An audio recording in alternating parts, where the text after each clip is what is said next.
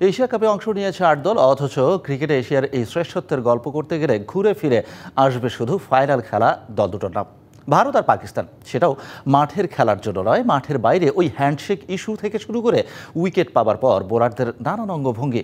এই টুর্নামেন্ট শেষে ট্রফি নিয়েও টিম ইন্ডিয়ার জলঘোলা। এই এক এশিয়া কাপ যেন থ্রিলার মুভির কোনো গল্পকেও হার মানায়। ২০ দিন ১৯ ম্যাচ, এবারের এশিয়া কাপের ব্যাপ্তি ছিল এরকমটাই। তবে ১৯ ম্যাচের মধ্যে ৩টা ম্যাচই যেন সব আলোচনার কেন্দ্রে। দুই চিরপ্রতিদ্বন্দ্বী ভারত পাকিস্তানের সেই ম্যাচগুলো ক্রিকেটের বাইরে জন্ম দিয়েছে নানান ঘটনার, যে কারণে ২০২৫ এশিয়া কাপ অন্য যে কোনো আসরের চেয়ে আলাদাই বৈকি। শেষ থেকে শুরু করা যাক। চ্যাম্পিয়ন হবার পর ট্রফি ছাড়াই উদযাপন করছে দল। এমন দৃশ্য কি দেখেছে ক্রিকেট বিশ্ব? এসিসির সভাপতি মহসিন নাকভির কাছ থেকে ট্রফি নিতে অস্বীকৃতি জানায় ভারত। এসিসিও তাদের অবস্থানে অনড়। দিন শেষে তাই এমন অদ্ভুত দৃশ্যের সূত্রপাত। তবে আদতে কি দুই দেশের ক্রিকেটীয় সম্পর্কটা এতটাই তিক্ত, নাকি সবটাই ক্যামেরার সামনে লোক দেখানো?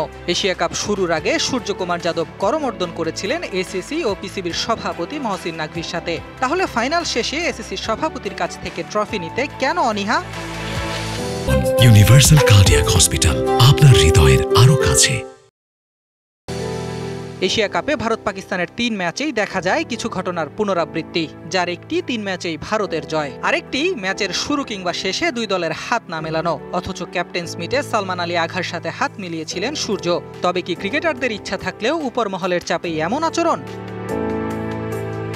হাত না মেলানোর পাশাপাশি ভারত পাকিস্তান ম্যাচগুলো জন্ম দিয়েছে আরও বিতর্কের। অভিযোগ আসে হাত না মেলানোতে ইন্ধন দিয়েছেন ম্যাচ রেফারি অ্যান্ডি পাইক্রফট। শেষে ক্ষমা প্রার্থনা করতে হয় তাকে। ক্রিকেট মাঠে এসব কতটা প্রাসঙ্গিক? এখানেই শেষ নয়। পাকিস্তানের এশিয়া কাপ বয়কটের হুমকি, আরব আমিরাতের বিপক্ষে ম্যাচের আগের প্রেস কনফারেন্স বর্জন ঘোলাটে করে পরিস্থিতি। ভারতীয় অধিনায়ক সূর্যকুমারের ভারত পাকিস্তানের সাম্প্রতিক সংঘাত নিয়ে বক্তব্য, কিংবা সুপার 4-এ হারিস রৌফ ও সাহিবজাদা ফারহানের উদযাপন, এরপর হারিস রৌফ ও সূর্যকুমারের জরিমানা। ক্রিকেটকে রাজনীতির বাইরে রাখার আহ্বান আইসিসির। দেখাতে বলা হয় স্পোর্টসম্যানশিপ, অথচ এশিয়া কাপে দেখা মিলল উল্টো চিত্রের। ২২ গজের এমন চিত্র ভবিষ্যতের জন্য কি বার্তা দিচ্ছে? Ahmed Nahid, DBC news desk.